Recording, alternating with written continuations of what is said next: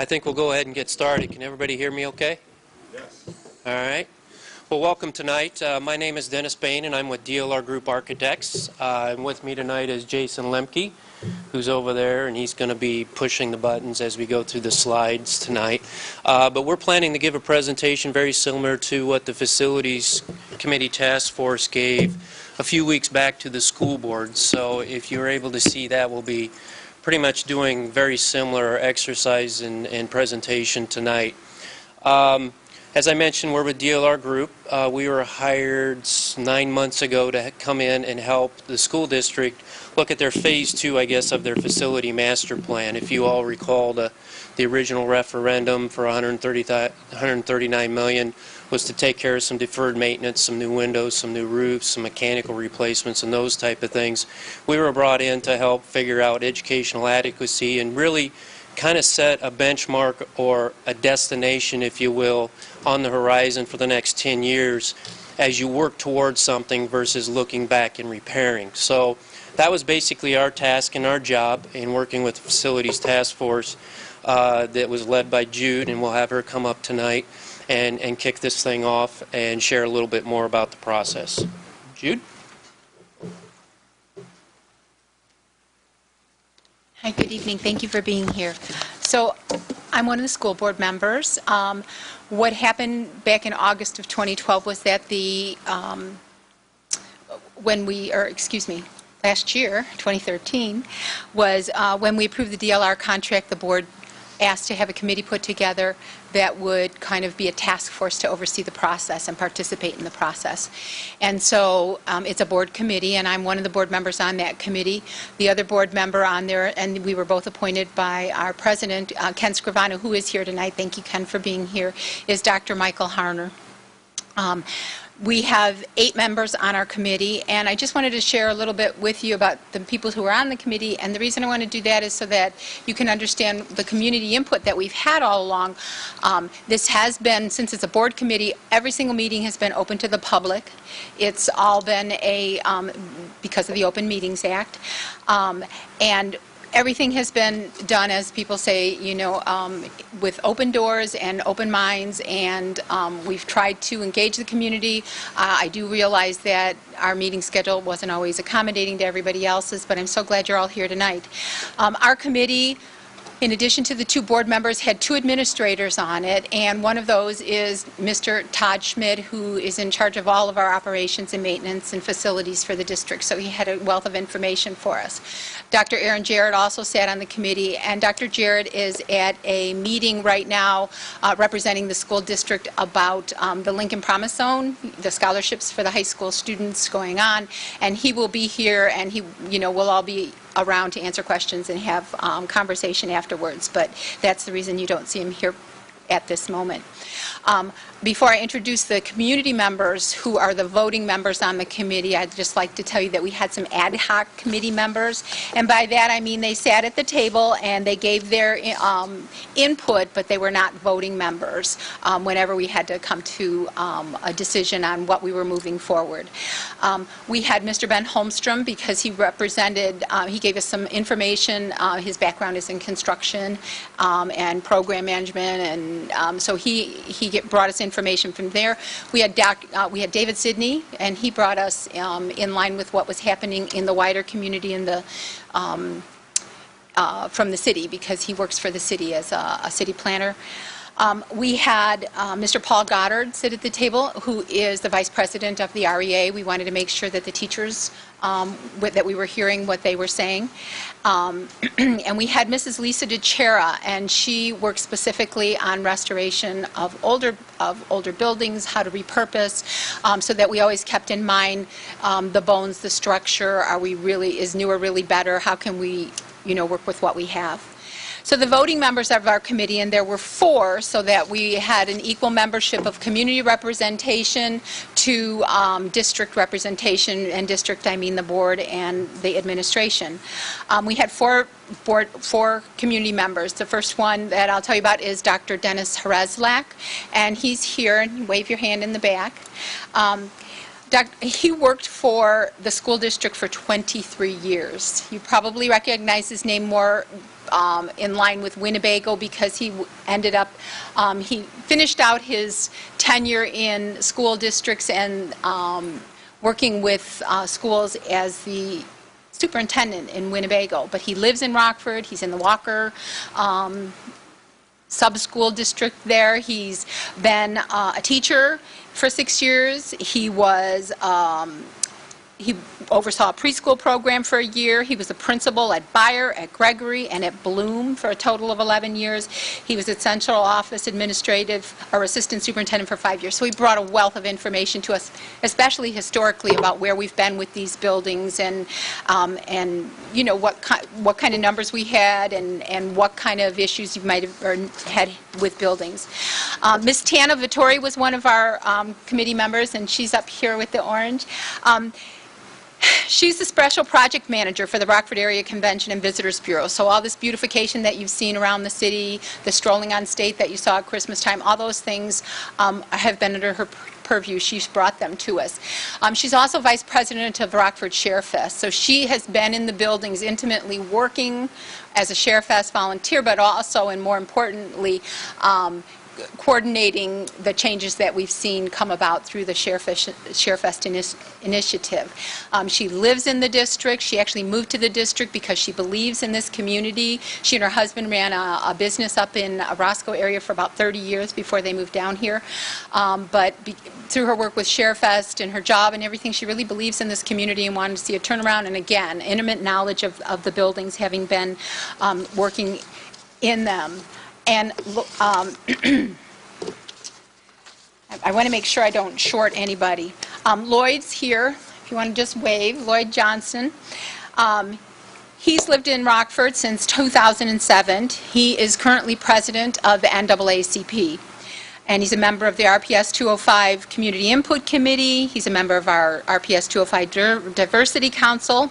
He's a member of the Rockford Park District Diversity Advisory Committee and the Rockford Police Department Police Advisory Board. So he brought a wealth of not just information but contacts, and he knows what's going around in different aspects of the community through all his participation in those committees. The fourth member of our committee was Dr. Rudy Valdez.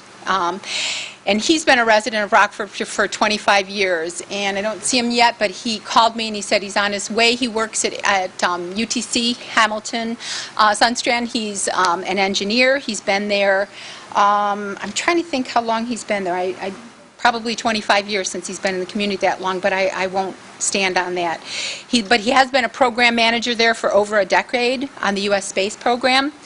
He's currently in engineering for the new 787 Dreamliner aircraft. He's been a member of the RPS 205 Budget and Finance Subcommittee as well as the Education Committee. He actually holds a Type 75 Certified Chief School Business Officer certificate. He's a member of the Coalition of Latino Leaders as well as many other boards, committees, and councils, and he currently has grandchildren at Rolling Green School. So we had a committee that was really looking out for what we hope was for the best interest of the district. We're going to go through the plan that we voted to move on to the board. Please understand that the board is solely in charge and in control of this plan at this point in time. It's their vote as to what happens. These are the people who stepped up and have spent since last October working, coming to this stage with a plan for the elementary schools, and that's what we're focused on here tonight. The middle and high schools will be at a different time. So I'm going to turn the meeting back over. It's not really a meeting, it's an open community forum opportunity, so I'm going to turn it back over to DLR, and they're going to be the facilitators for the rest of the evening, although hopefully you'll get a chance to hear from each of our community members in areas that they have some things to speak about. So thanks again for being here. Hello and good evening, everyone. As Dennis mentioned, my name is Jason Lemke, and I want to talk a little bit about the process. And in just a second, Lloyd's going to come up and join me and help out with a little bit of the community engagement as we went through. As was already mentioned, we began in October, and we spent the first few months developing a vision of what 21st century learning might look like here in Rockford. You see, there are many definitions of what 21st century learning is, and each is different in each community that we work with. across the country. So we spent time hosting workshops called CoLabs, where we invited parents and teachers and students to come in and participate in what that future might look like. That took place in the first several months. Now, concurrently and then building after that was educational adequacy, as was already mentioned, and efficiency, review of each elementary school. And so we created data dashboards that go along with all the elementary schools, and we'll show an example of what that looks like a little bit later in our presentation. From there, the Facility Task Force Committee began to examine guiding principles. These are basic ideas, if you will, that the values of the plan must uphold in order to be meeting the criteria, if you will. So the guiding principles were brought through in February through April, ultimately to the board, at which they were voted on and approved at the April board meeting, I believe the 22nd board meeting. Lloyd, why don't you come up and help me talk a little bit about community engagement and some of the things that happened along after April.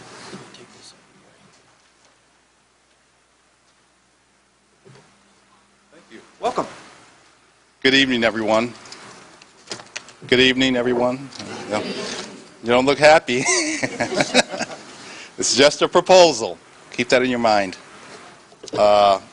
So it was necessary. You heard from a little bit from our counterparts from DLR, and it was necessary that the task force take into account the DLR's case for change.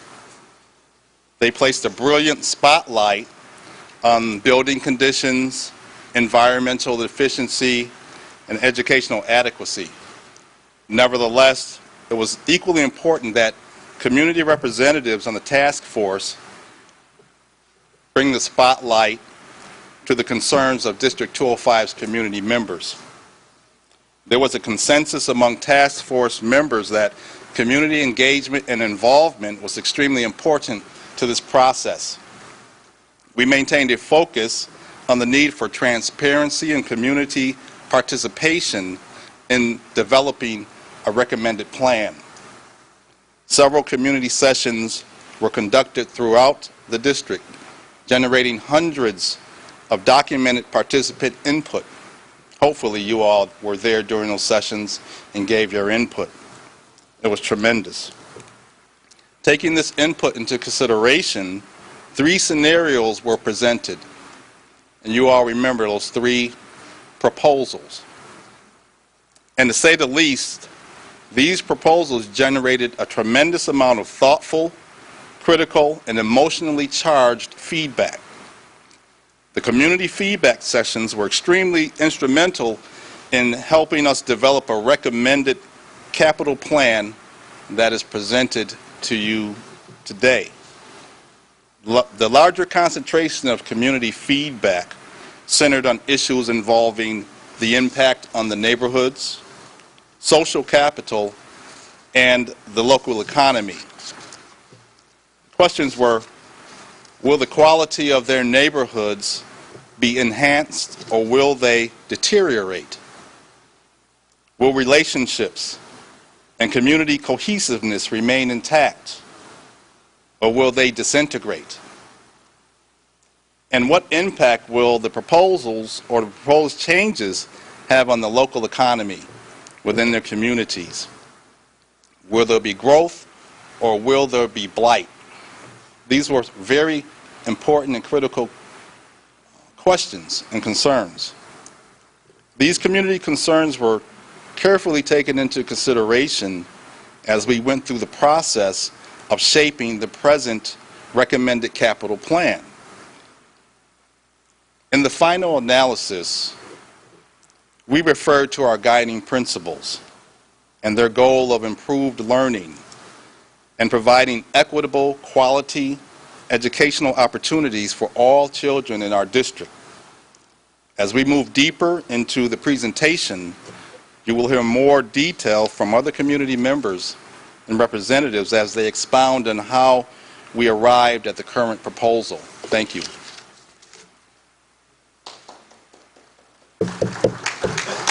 Todd, you get I'm going to ask Todd Schmidt to come up here to help fill in some information.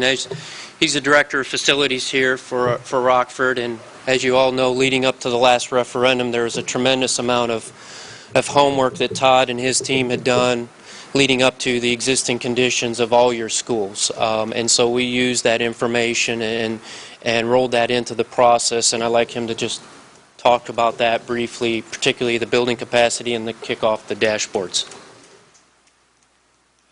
First thing that we looked at with DLR helping us is looking at the footprint that we have with our buildings and what programs we have in our buildings.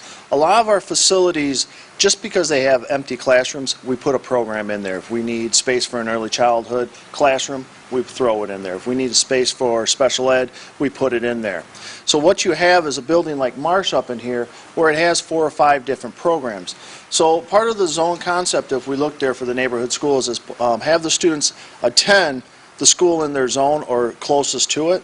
So what we looked at is each building, looked at the different programs in the building, the amount of students in that program, and then looked at the overall capacity of that building based off the ISB standards. And then we developed these pie charts to show us, like on this one, the dark green shows at Marsh where that's potentially what the gross seats available are at that building. And the ones in purple right there, if I'm not mistaken, is the bilingual program. And looking at the kids that in the Marsh zone that attend the Marsh zone, you only have 12%. That's the blue. So 12% of the kids that attend Marsh School actually live in that zone. The rest of those students in there are transported in there from various parts throughout the community. And then we did that for every single school out there. We also put on there with the gifted program, the magnet programs with the year-round, the dual language, and the Montessori program. So we kind of had to take back and look and see what type of programs in our building and how we're utilizing our buildings with the programs in there and the capacity.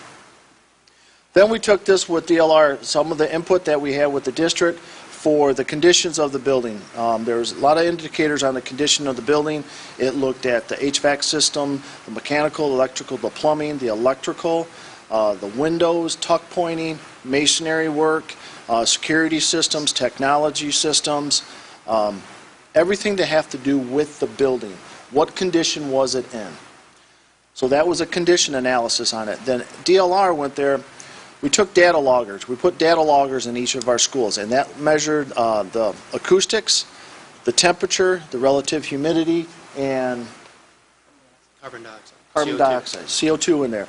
So we put those data loggers in there. We left them in there anywhere up from 24 to 48 hours. We did that through all the buildings in the district.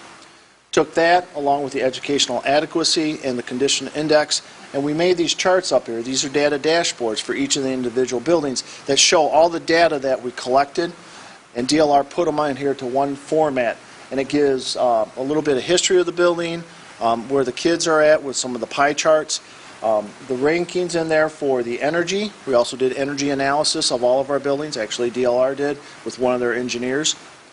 We have the condition and the educational adequacy on there too. So it gives you a snapshot of everything at that building, of all the data that was collected by DLR in this process. That's the only one?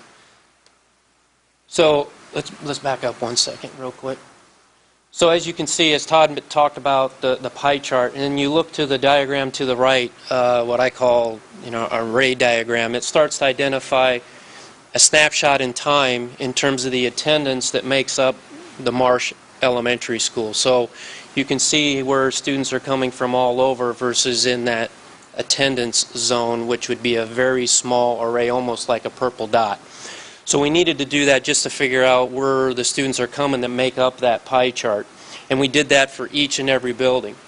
And in terms of, so we looked at 3 major components why people were still working on the shared values. We were looking at the existing conditions, and we looked at 3 primary areas. One was the condition, which, as I mentioned before, Todd had a lot of homework in terms of what is the condition and the condition of the bricks and mortar, as we like to call it, so the physical building and the longevity of it. We also then looked at the performance, and that's where we looked at the energy and the utility utilization to see how efficient the building was in the context of the other buildings in Rockford, as well as other school buildings in the region, as well as school buildings on a national level. And so you start to see the chart here, My laser pointer is dying, but it's the one with the 2 bar charts there, and it starts to show that purple dashed line is where we should be. And it starts to show where Marsh is and where the rest of the Rockford buildings are. So we have some context there in terms of what's good, what's bad. The diagram to the right is basically, if you see the little target symbol, that came from the data loggers in terms of looking at the temperature within a particular classroom. And we looked at several classrooms, at least 1 or 2 classrooms in all the buildings with the data loggers over and trended those over time. So that's the winter average temperature in terms of the thermal comfort as it goes on this big scientific chart. The purple shaded area is where that target should be. So we can start to see where maybe if there isn't if the human body isn't comfortable, it starts to go into defensive mode. And when it goes into defense mode, the brain starts to shut down. It's starting to push things out. And when that starts to happen, obviously you're not learning. The brain stops to function. So all of this starts to add into and contribute to the actual physical environment. Is it adequate and conducive for learning? The other charts that you see there, right there, that Jason's looking at is the CO2 performance. And so we track the carbon dioxide that was in the classroom. So outside air is really 400 parts per million in terms of oxygen. The brain is okay up until about 1,000, so basically a delta of 600. We need to get enough fresh air into these spaces so that we can get rid of the carbon dioxide and that we can bring fresh oxygen in, because when you start breathing carbon dioxide, and I'm sure you've all been in meetings and hopefully this won't be one of them, but you start to get drowsy, you start to get a headache. So in this case, when it starts to go above that red horizontal line, again, the brain starts to shut down, it stops to function, and obviously learning isn't happening. And that's not only for students, but also teachers. And it's actually twice as impactful to a kindergarten student than it is to a high school student, because they're breathing twice as much. So it'll start to shut down. So there is some science to this. We looked at the acoustics. If it gets over 35 noise coefficient ratio at any octave, again, you start to shut down, you can't hear, you can't focus, and again, it's not conducive to learning. We also then graded, as I mentioned, the condition and the indoor environmental in terms of the longevity and some things like that, and those are those spider diagrams that I call. But the nice, interesting thing is the chart over to the side, and you can start to see some circles that are a little larger. That is how Marsh is scoring in the context of all the other elementary buildings that go around the perimeter. And so when you start to see a number 1 on condition, that means it was in the best shape compared to the other buildings. So what is good? I guess it's in the context of the conditions within your building. And we also scored then the performance. We also scored the educational adequacy in terms of some of the environmental conditions. So really looking at it in comparison. And this is just one of those big circles, if you will, the condition score that's blown up that we put on a map. And so we ranked them from 1 to 35, and you can start to see with the heat scale where you start to get into the, the lesser isn't good. So you can start to see in this case, based on condition, where the building started to score. So the red ones weren't good. So we did this for the conditions and, like I said, the performance as well as the educational adequacy, to develop a map that had 3 circles for every building so we could start to digest all of this information. So once we understood the existing conditions, we then were able to come back to the guiding principles, because we needed to know, as we started looking at discovery and looking at solutions, what we needed to do in the context of what was necessary for Rockford. And so we need somebody, Tanya, to come up and talk to that.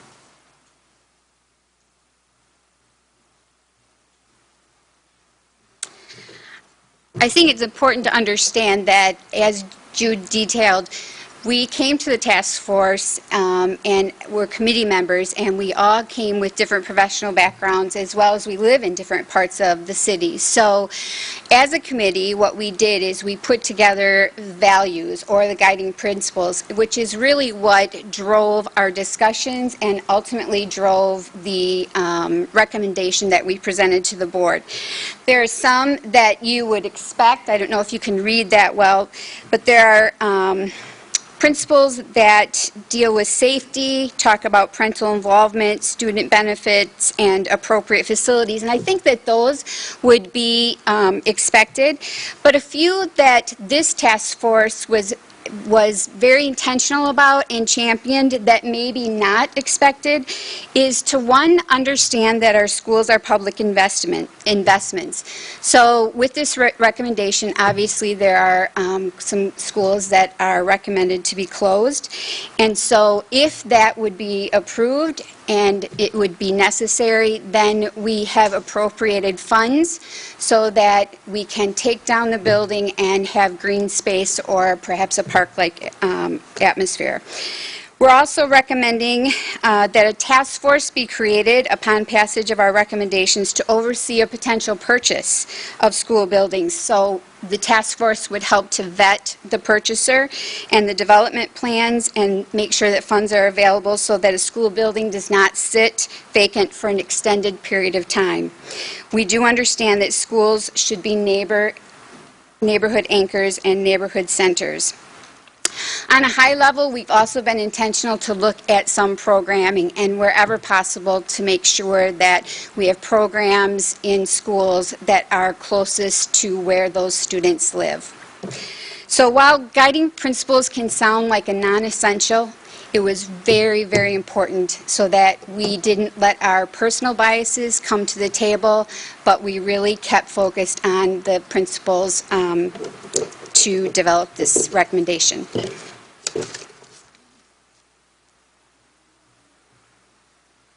So you've heard a few times already tonight, but the process was heavy on community engagement and input. And at the point in the report where, or the point in the process rather, where it was necessary to start showing ideas to the community, 39 community engagement sessions were done, building by building, whereby administration and task force went out and presented the guiding principles and 3 maps for community input and feedback. And as was already referenced, there were hundreds of comments received from those meetings that played into the synthesis of the process to ultimately get to one recommended capital plan. So Dennis is going to come back up and talk about what happens when you get all these comments in. How does a task force or any group of individuals begin to take that material and digest it and prioritize it? Dennis? Thank you. So with a little over 1,000 people, I believe, that attended the 39 sessions, we got approximately about 600 comments. And so, as Jason says, what do you do with 600 comments? Well, we first make sure that we read them all. And we had 3 facility task force meetings where the first meeting was we took 30 to 45 minutes and made sure that every task force member read every comment. And in doing so, we asked them to write down on Post-it notes some common themes that they're starting to hear, because you just can't deal with 600. You got to be able to boil it down into something you can manage and comprehend and understand.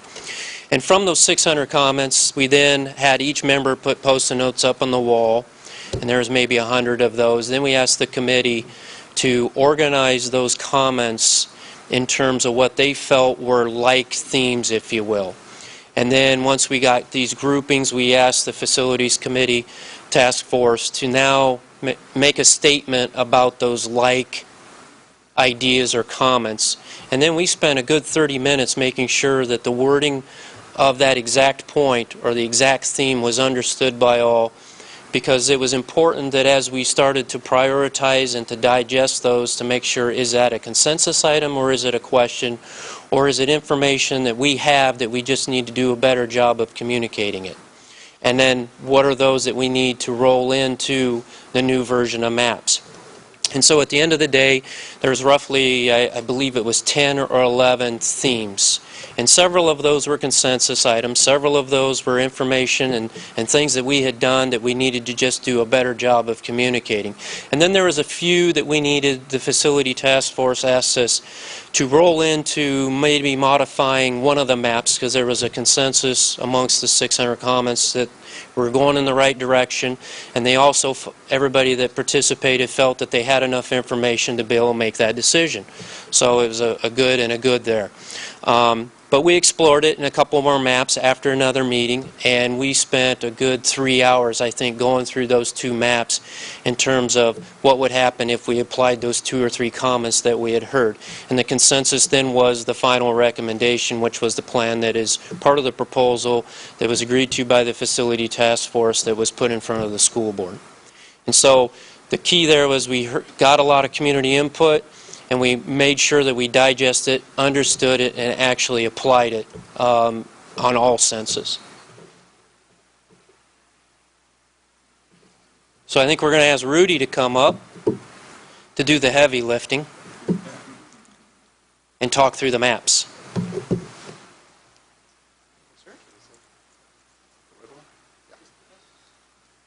Hello. For those that were paying attention, yes, I am wearing the same shirt I just noticed in the previous slide.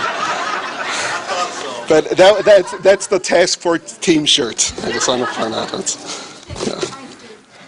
And I was telling Tana the other day, I said, I got to make sure I don't wear it. And I didn't wear it for the school board meeting, but I did wear it today. Anyway, so the next several slides, what we're going to do is, there's a lot of information, so we're going to take it a step at a time so it's less confusing.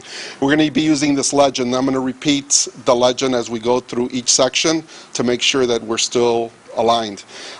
So the first one, the Early Childhood Center, which is in the lower left, it's orange, and that's Early Childhood Centers. The yellow star are the magnet schools, and that's gifted year-round, dual language Montessori, and that's just the yellow star, that's renovations. That's not new construction, that's not additions or anything, that's just renovations.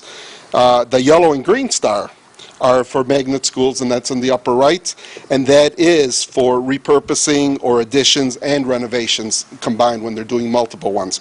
The yellow circle, once again, yellow is just for renovations, and then the yellow and green circle is additions and renovations.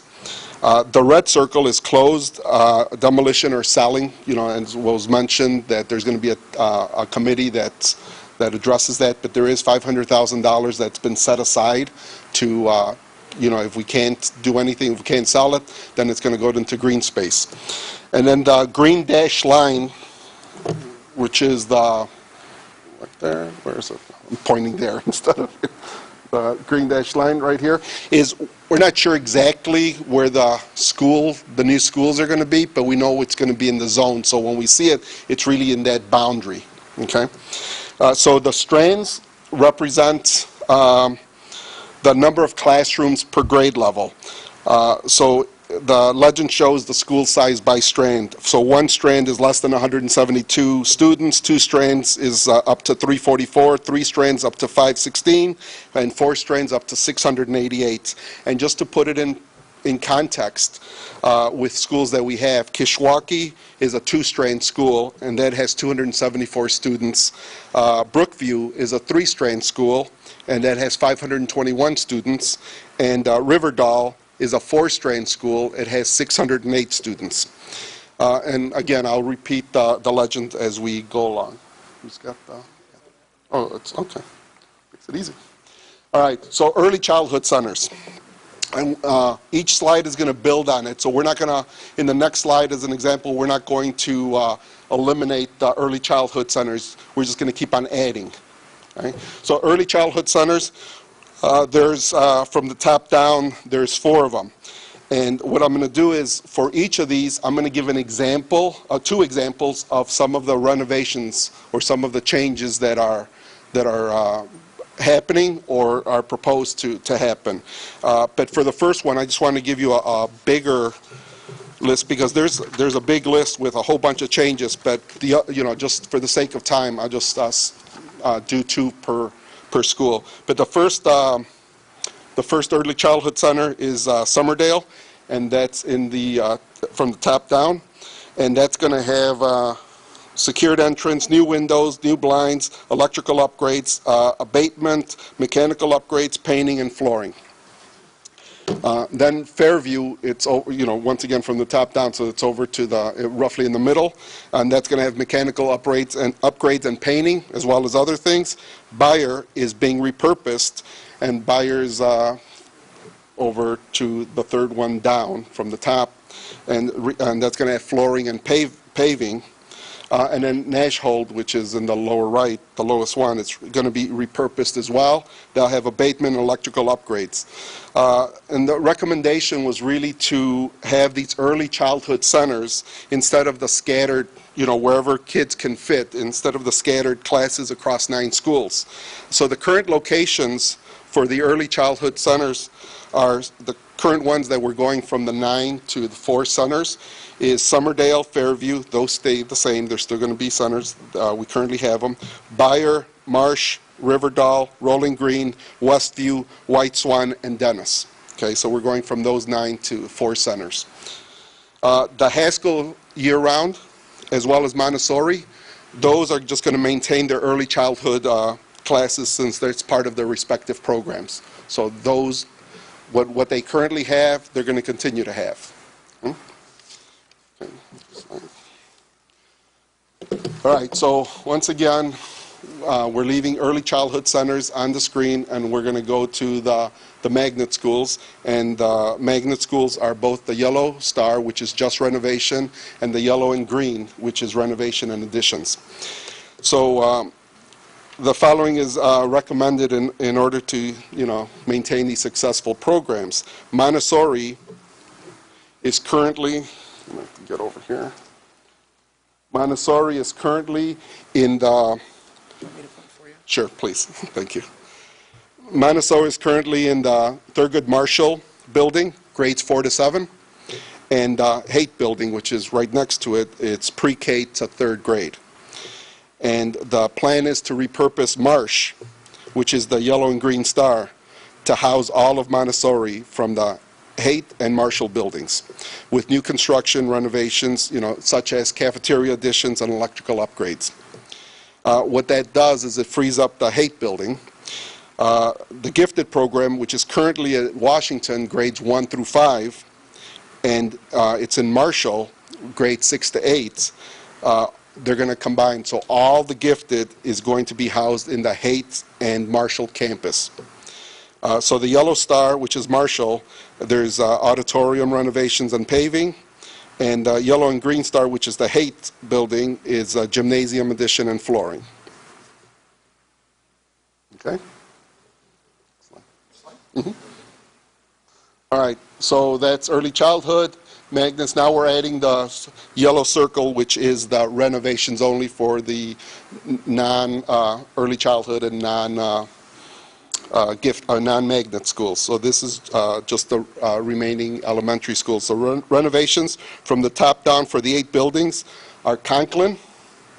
And once again, we're looking at the yellow circles. So from the top down is Conklin, electrical upgrades, flooring. The cafeteria addition is complete.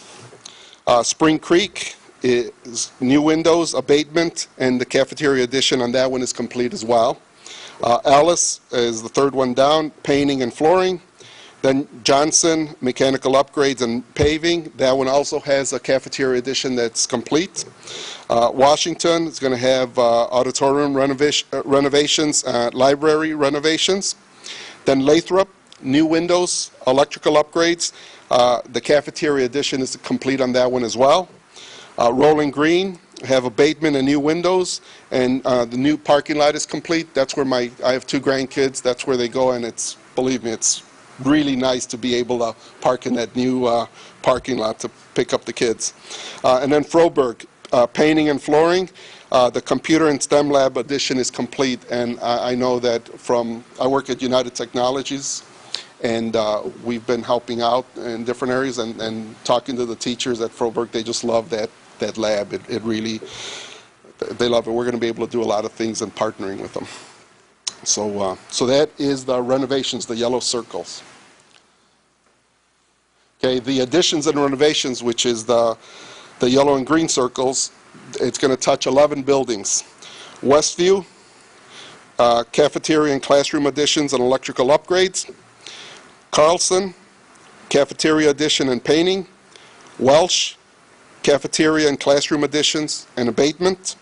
Brookview, gymnasium addition, new windows. Bloom, cafeteria addition and flooring. McIntosh, cafeteria addition, mechanical upgrades. Lewis Lemon, cafeteria addition and painting. Gregory, cafeteria and classroom additions and paving. Whitehead, cafeteria and classroom additions, electrical upgrades. Swan Hillman, cafeteria and classroom additions and flooring. Riverdale, cafeteria and classroom additions and paving.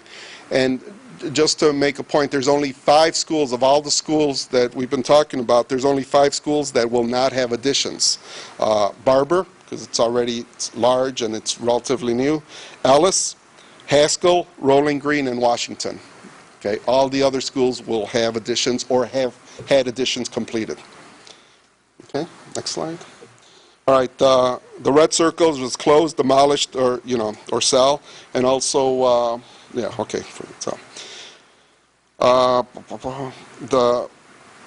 the recommendation by task force is to close 8 buildings and build 2 new schools, and the building recommendations to close are as follows: Walker,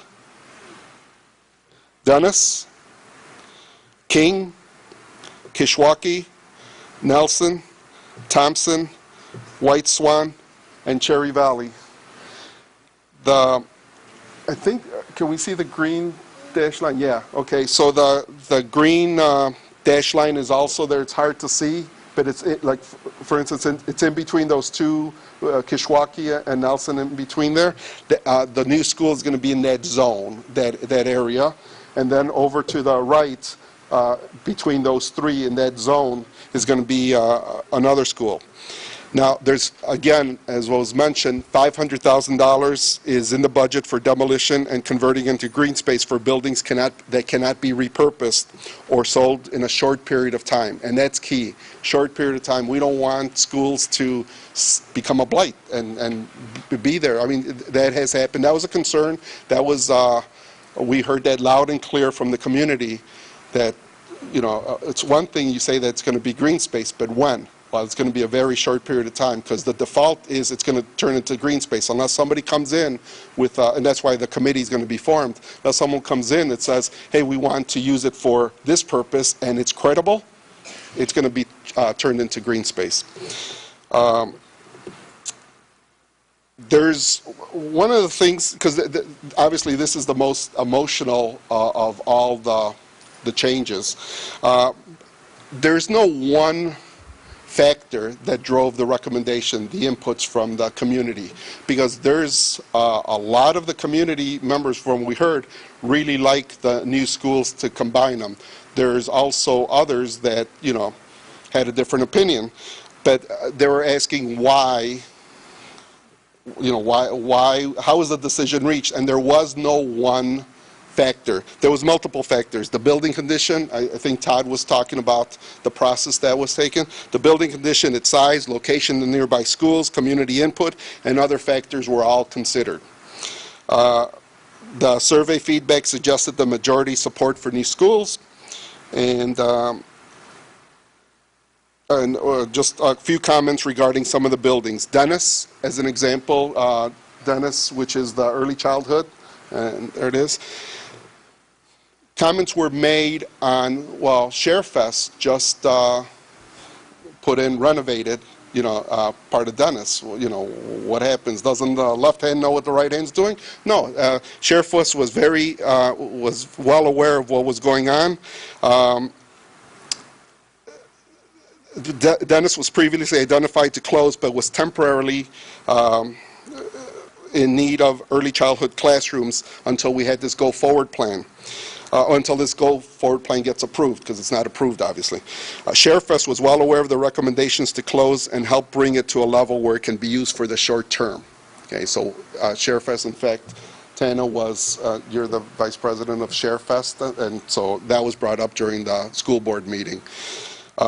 Kishwaukee and Nelson will close, and a new 4-strand school will be built in the projected zoned area shown in, as we talked about, in between in the green dash line.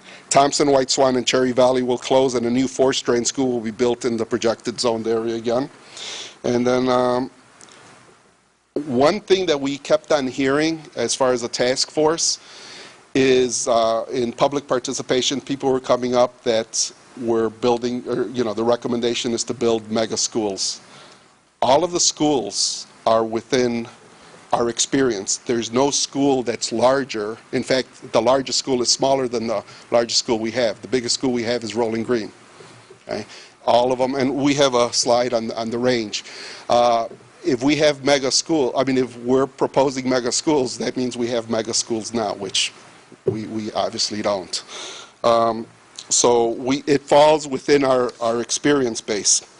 And there's going to be more on the school size later in the presentation. And I think Tana is up? Yeah. Okay. I'll just leave this up here. Tana, can you come up and talk a little bit about how the guiding principles are supporting of the plan?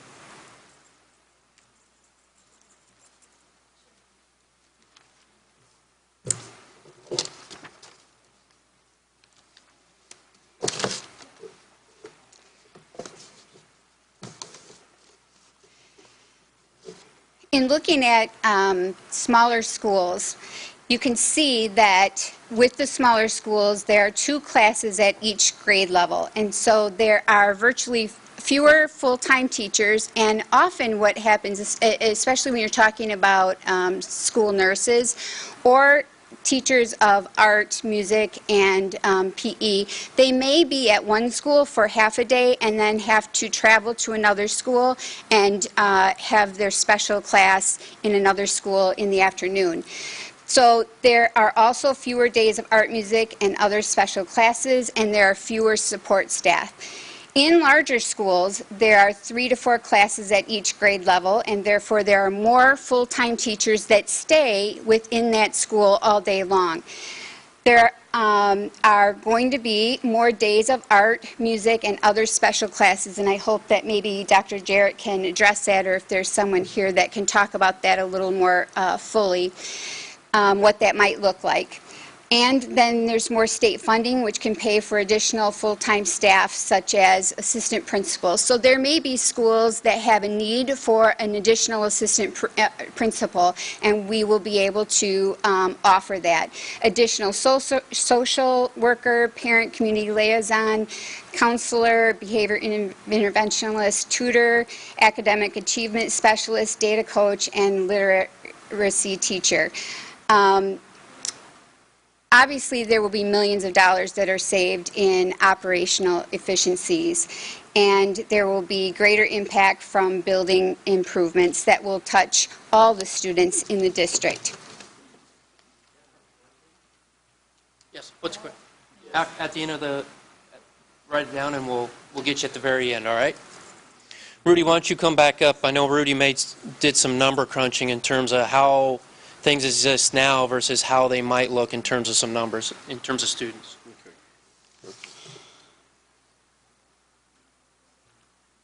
This was still part of the support staff, right? Right. So there we go. Okay, there we go. Okay.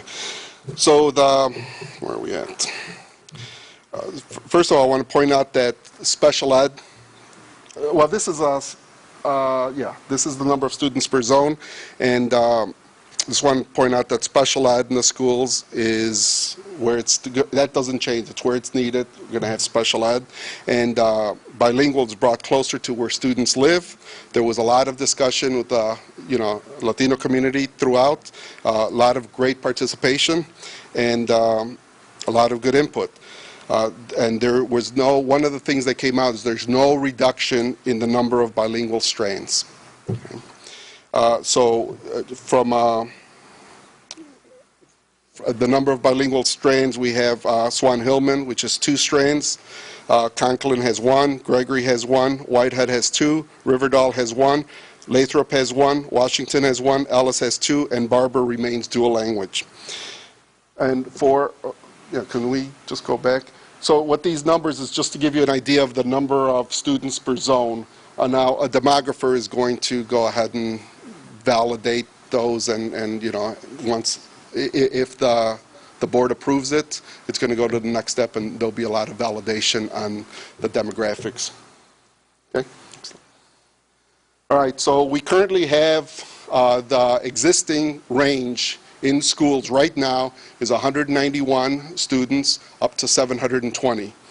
And 191 is Cherry Valley, and that can hold, just to once again put it in context, their max is 205 students in that building, and that's packed. So it's 191, and their max is 205.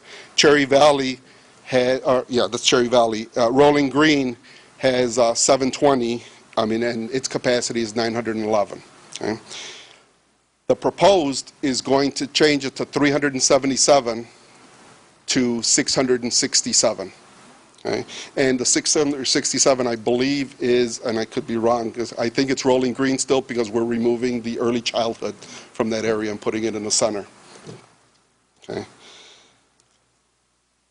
The median, as you saw from the range actually falls within the current range, but the median, or the mean occupancy per school, goes up from 412 to 507. And once again, for more efficiencies of getting more support staff in there. And I can't overemphasize the fact that we're still within our experience base.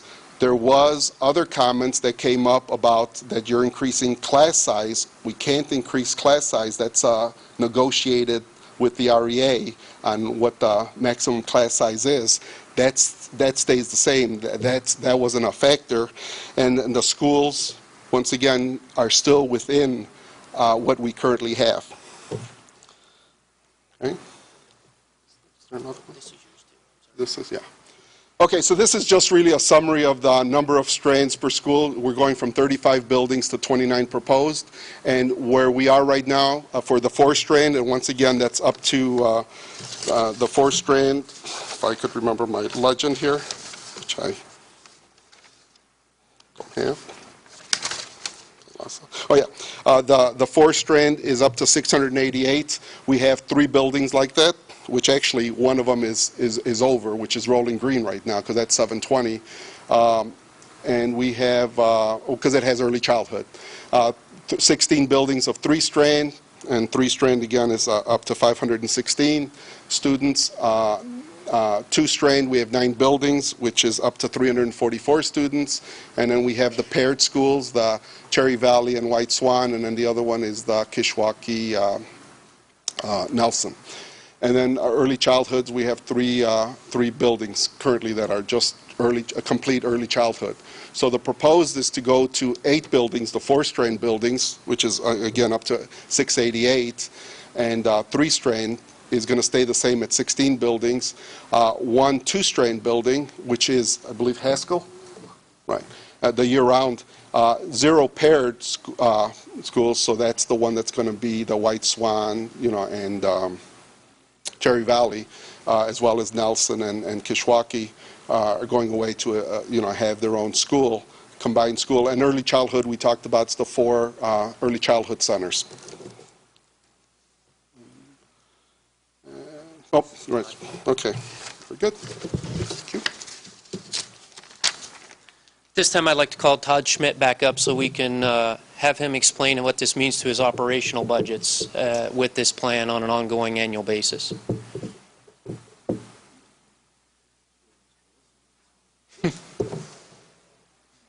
Currently, if you look for these schools that we're talking, these aren't all our schools, but for these elementary schools, we currently have 201 routes. That means we have 201 buses out there doing the routes for all these schools that we're talking about for the elementary schools.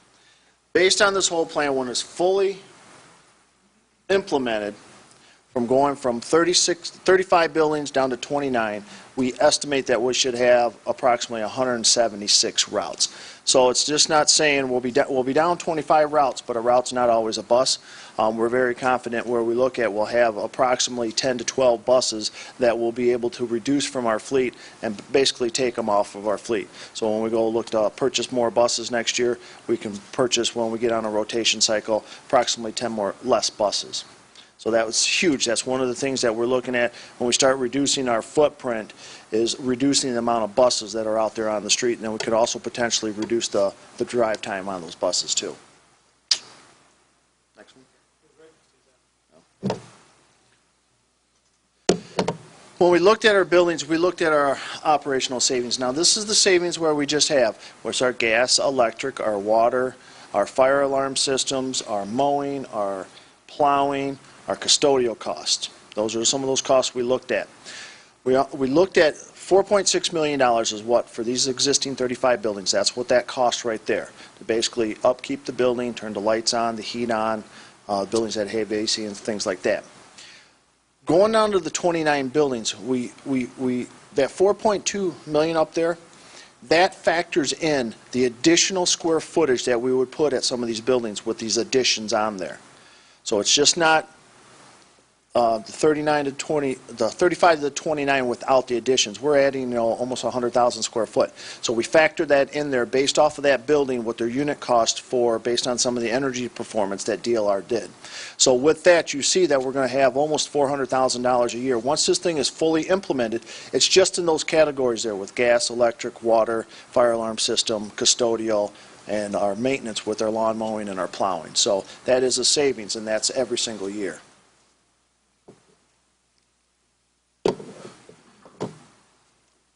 I'll let you go, Mr. Dotson. I'm going to do this for Cedric.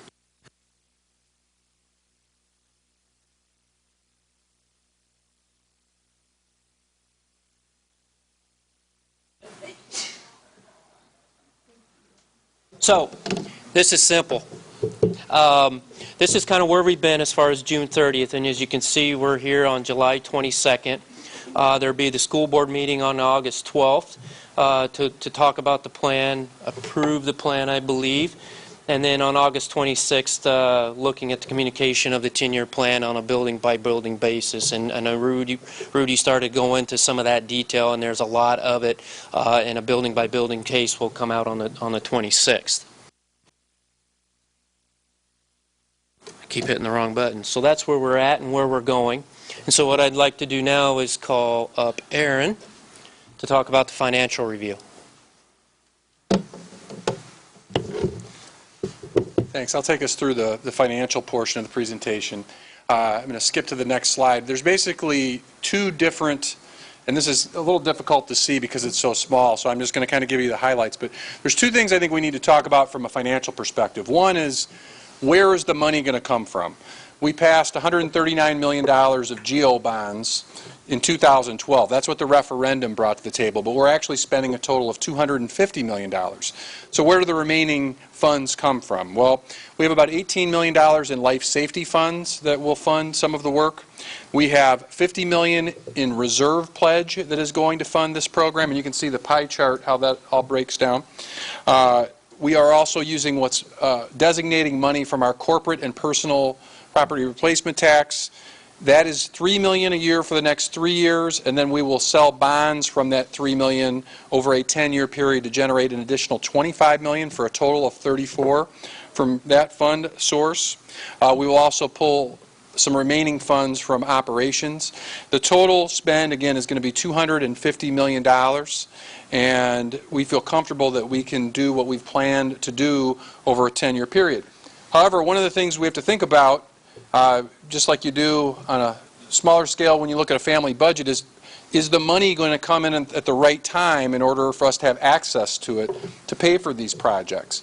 And as we did the analysis, the answer is yes. It looks, according to our projections, the vast majority of the funds will come in by 2018. We have some additional dollars that will come in 19, 20, 21, and 22, but that is a very, very small percentage of the funding. So we're very comfortable that we will be able to fund this project and get things rolling effectively. Now, one thing that I think is important, and we had a lot of debate and discussion, was what about, can we really afford to do new schools in the context of this massive deferred maintenance buildup that we've talked about? And part of the reason we got in that situation where we had some deferred maintenance, and there were different financial realities in different times, but from 2002 to 2011, in those fiscal years, we averaged spending less than $1 million a year. Actually, $797,480 to be exact is the average over those years. We had some where we spent more and some where we spent less, but collectively, we spent a significantly lower amount of money on ongoing maintenance. And that's part of the reason why we had so much work to do when we came together and came to the community. Some of the gap was bridged with great volunteer efforts like ShareFest and different community activism, but the bottom line is we still had a lot of work to do.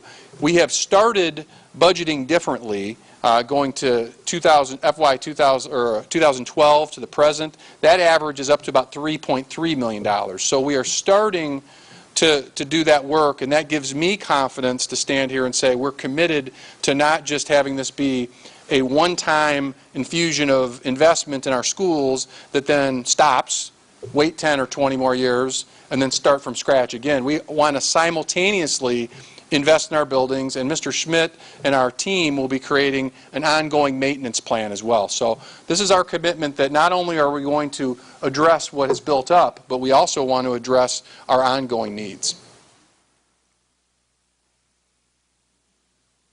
One of the issues that we talked about was the idea of maybe needing to pull $20 million from our Fund 20, our operations and maintenance fund, and we've been able to, by looking at a model where we sell additional life safety funds, we feel confident that we can only use about $5 million from that fund over a 10-year period, $500,000 a year. And as you see, we were spending closer to $3 million. So the vast majority of that money is still going to be freed up for ongoing maintenance as opposed to paying for this facilities plan. I think that was an important change we made. So we still have $15 million in place that we can now pour into deferred maintenance and maintaining that footprint as we go forward. So again, to look at the bigger picture here, when we started this process, we looked at about $151 million of deferred maintenance in all of our buildings, not just our elementary schools.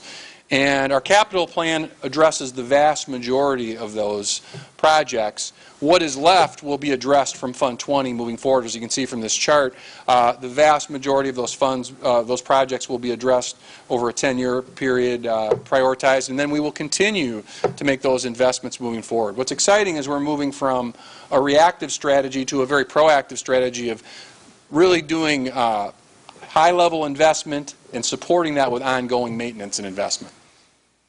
Another way we're supporting that ongoing investment is we've really increased the amount of staff we have in-house to do the work. Our maintenance staff had about 27 FTEs 3 years ago, so that's full-time equivalents.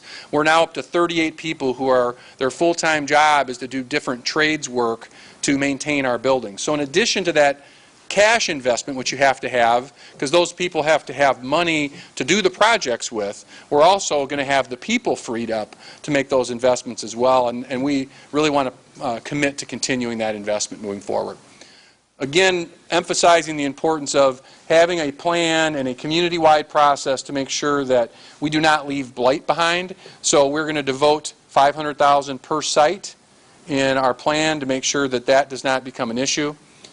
And as we look at next steps, you can see that we're pretty far down the road here. July 8th, and this meeting is occurring here on the 22nd. We're hoping for board approval on the 22nd. This is culminating, or on the 12th, excuse me. This is culminating an almost year-long process altogether. DLR has a booklet that really highlights every aspect of it. It's about a 90-page booklet, which we will get online. We are hoping to have online by the end of the day. We have a draft of it that we can share this evening. And it's important to have that demographer doing the work on the 26th. It's also really important that this 10-year facilities plan goes from a concept to the level of letting an individual student, family, staff member, everybody know, hey, what year is my school going to be impacted by this plan? And we want to get there as quickly as possible. Now, one thing we've been very clear about is nobody is going to be moved from a school during this upcoming 14-15 school year. As we move beyond the 14-15 school year, by the 26th, so when people are coming back to school, we want to make sure that we have a very clear communication strategy to let everybody know when this work is going to occur. The vast majority of it will be planned and be started earlier in the process, but we will be very clear about when people will be moving, and we are really committed to minimizing the disruption to the learning environment and getting students into improved learning environments as quickly as possible, and finally doing it in as cost-effective as a way as possible. So in order to do all that highly coordinated work, we really need the coordinated effort of our architectural support, our internal team, as well as our the lead operations, as well as our construction manager. And finally, we're going to have our academic team in place to make sure that happens. Finally, we have some additional bonds to sell.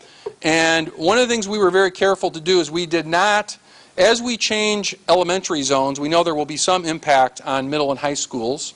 I don't think it will be a dramatic impact, but we want to make sure as much as possible students in an elementary school stay together as they go on to middle and high school, so there's certainty and predictability for families as much as possible. So that is something we will spend some additional time on. As I alluded to earlier, we're going to continue to have community conversations about making sure we come up with the best possible usage for those sites. So with that, I will turn it back to our team. And I know we did want to address some Q&A that came up from the board. There were some specific board questions that we wanted to talk about this evening as well. So, Mrs. McCulloch, would this be a good time for us to do that now? Okay. As we look at questions that came up on the 8th, because this whole process has really been all about trying to be responsive, and having 40 community meetings gave us an opportunity to that, but this was the first chance for our board to fully engage in it.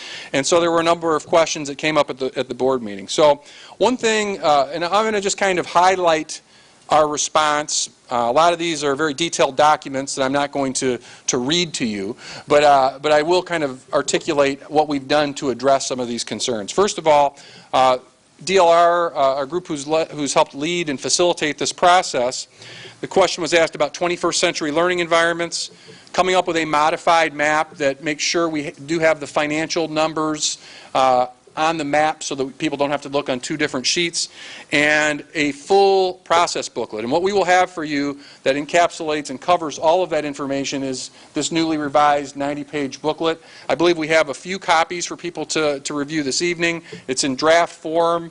We will be revising that. We want to have it something online to look at as soon as tomorrow so people can access that from our website. But that really digs into, hey, how did we define and come up with what a 21st century school is and move past that being a buzzword and get into that actually being a reality in individual students and teachers' classrooms.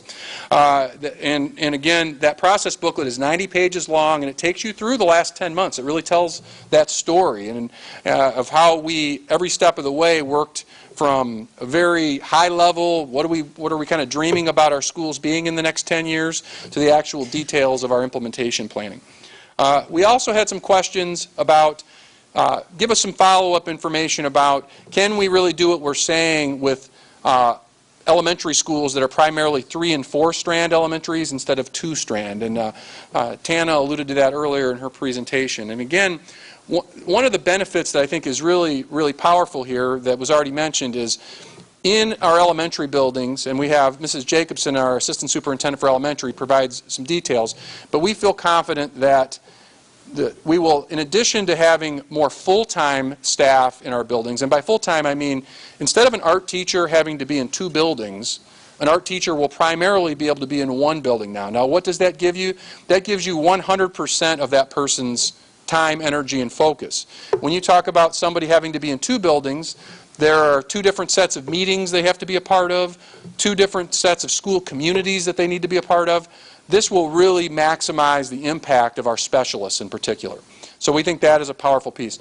There are a number of scenarios where Mrs. Jacobson is confident that there will be some increases in terms of overall staffing levels, but that is really difficult to dive deeply into, so that's more of a general answer because that's ultimately governed by class size limitations, and so we will provide a written document that gives a little bit of an explanation of how some of those scenarios could happen per the board's request. The other big piece is the additional support staff. We had a slide in here that talks about the equivalent of 1 full-time staff member will additionally per building will be devoted to supporting students. That's the difference of perhaps instead of having a half-time social worker and a half-time school nurse, maybe having a full-time school nurse and a full-time social worker. While caseloads will not necessarily change, they'll still have the same very challenging job. Again, like I alluded to with the elementary teacher or the elementary specialist, imagine the impact a social worker or a special education assistant principal can have if they are in less buildings or even in 1 building. They can be fully dedicated to the parents' the students, and the staff, and providing those support services in one building rather than trying to juggle 2 or 3, or in the case of our special education APs, some of them are as many as 5 or 6 elementary buildings right now. They're there 1 day a week. And it's really hard to maximize your impact if you're in 5 buildings 1 day a week. We really think there's some power there. So Vicki Jacobson did provide some details there. I'd like to ask, if I could, Mrs. McCulloch to come forth and respond to some questions that came up on the school size study and some of the research. Mrs. Vittori will present that. So with that, I will call up Tana, and then I'll go through the rest of the requests.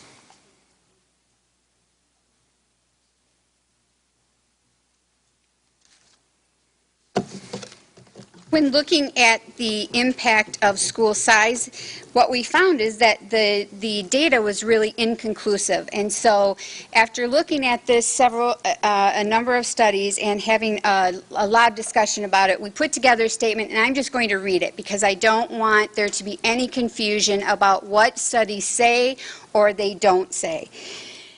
Members of the Facilities Task Force and the administration reviewed the research literature on school size and its effect on learning. The task force acknowledges that research on school size and achievement in high-poverty schools is inconclusive and sometimes contradictory. Some research concludes that larger building size negatively affects student outcomes. However, other research draws the opposite conclusion. Many of the school studies focused on the size of secondary schools and therefore are not applicable to elementary school size. Another important consideration is the fact that for the studies finding a negative impact of school size on achievement, the correlation is admittedly weak. The researchers often concluded that more important factors contribute to student outcomes, including resource allocation. In lieu of inclusive research on school size, and since the proposal does not have any schools outside the range of the current school sizes in the district, the task force chose to use anecdotal evidence based on years of our school district's experience in operating 3- and 4-strand elementary schools. The task force concluded that by reducing the number of schools, the RPS 205 will be able to devote fewer resources to the facilities, buildings, and more resources directly to supporting our students and teachers, which the committee strongly believes will far outweigh any potential negative influence of larger building size or buildings considered too small. It should be noted that based on the recommendation, all buildings fall within the school size range currently in the district. The largest school is currently over 700 students, whereas the proposal has the largest school less than 700 students.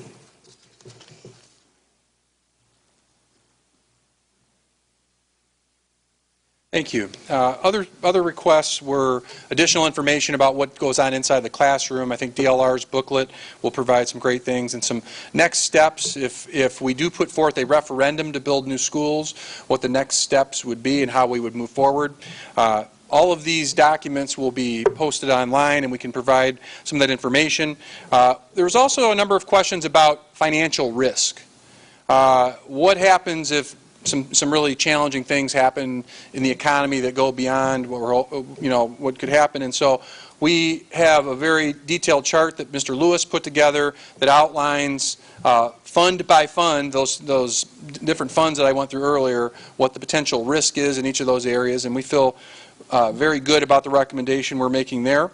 And which funds can be used for construction and what type of construction, that will also be covered as well. A couple of things I do want to follow up specifically that were asked. There were some legal questions that came up, and one of those legal questions asked, why do you have to hire a demographer? Why don't we just have kind of our internal people there? What's the value? And the response is the intent behind, and I'm going to read this one, I apologize, but the intent behind hiring an independent demographer is to ensure that a non-biased expert draws the boundaries utilizing non-discriminatory variables. So the bottom line is we want to make sure that there's not a situation where there's any accusation that the boundaries are drawn for political reasons, but rather they're drawn by what's the best way to support students and maximize resources that go to students and in that facet. What happens if the referendum passes to build new schools and the district runs out of money? The answer to that question is the school board will have to go to the voters and ask the voters to pass another referendum. So the bottom line is we are here very, very confident that we can bring forth, if we're going to do new schools, $250 million. We've outlined all existing fund sources. We feel very, very confident that this 10-year plan is paid for, is funded, uses reliable funding sources, and I wouldn't be standing up here if I didn't feel very confident that we could execute this plan and deliver on all aspects of it moving forward. So there was a question regarding pre-kindergarten transportation estimates, and I believe we have Greg Wilson in the crowd, do we not? Greg, do you want to just kind of come in and address transportation briefly? Yes. Greg is our Executive Director of Transportation for the district. In regards to the early childhood, we currently bus students and we make the maximum ride 1 hour. What we experience with our current plan is we only have limited classrooms in scattered schools. So I'm going to use the Northwest Quadrant. We have classes at Carlson, but once they fill up, we have to bus the children to other locations. With a center, we'll have more students at one location, thus the density, the number of students will be higher, and the actual ride time should go down. So the new plan for transportation for early childhood is a plus for that scenario. Some other additional operational documents that will be posted immediately. There's a lot of discussion about, well, what happened, what's the difference between the 2012 plan and what we're proposing now here in 2014. We break that down building by building in terms of what the spend is, and that document will be available. One thing you'll see is we were investing $211 million in 2012. Now we are committing just under $250 million, and with that, a lot of that investment is going into elementary schools. And I think you will see that in investing additional dollars into slightly fewer schools, this is really going to maximize our impact and we believe better serve students. And so all of that detail will be there for you to study, and you can school by school look at what was available in 2012 versus 2014. And I think those are very favorable comparisons. From the communications perspective, documents that were requested, documents that were presented tonight will all be posted on our website. The DLR booklet will be posted on the website, which is a 90-page document, again, really breaking this down into greater detail. There was a specific request for, hey, can we look at all 1,000 public comments? Yes, we will have a PDF of that available for folks that want to review what the comments were in those community meetings. Those will absolutely be available to you. We will have this an opportunity to rewatch this movie for anyone who was unable to attend, or the video of this, excuse me, not movie, and not a very compelling movie. And also we have the original board presentation that people can access as well. We will consolidate all of the Q&A that has come forward, and that will be posted up on our website as well. And again, we will try to run this in a loop as much as possible on Channel 20 for folks that have not had the opportunity to be here. So with that, I wanted to give a quick overview of some of that response and to the Q&A that came up on the 8th. I'm going to turn it back to our partners from DLR. One of the vital members for the Facility Task Force Committee was Dennis. Dennis, you mind raising your hand? He's finally back from Hawaii, so he wasn't able to participate at the board meeting, but we'll maybe throw some questions his way. It's that time, we'll take questions from the community, and we'll see if we can either answer them tonight or try and get back to you. Earl, would you like to facilitate this portion? Good evening, everyone. Thank you all again for being here. We really appreciate you taking the time to be here. Obviously, we want to hear from you, but we would like to just lay a few ground rules. We would just simply ask that your questions be related to the process, related to how decisions were made. If you come to the podium, you can come on up to the podium. We will attempt to answer your question, but if you try to keep it to one question, if you have another question, go ahead and ask it while you're up here. But I would like to emphasize that the task force recommendation is now in the hands of the Rockford Public School Board, who will make a final decision on August 12th.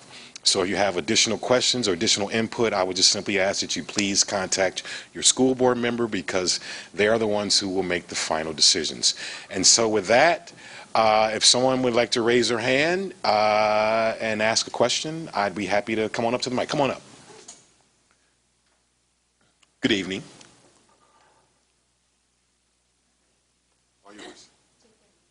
Oh, sorry. Sarah Thurber Fiorenza. I have students at Thompson who will be in 5th grade this year, so no, they're not directly affected by this. I just wondered, can we know, we can read all 1,000 comments or 600 comments, can we know what the 10 to 11 themes were? I know they're divided into categories, but is there a list of those anywhere that we could see what those were? It's definitely in the book. I would just, yes, it's in the booklet. And Laura, do you have copies of the booklet? I don't. Okay. So it'll be online. So that will be available online, rps205.com. We will make that available, to answer your question, that will be available in the booklet. Yes, Jude, come on up. So it's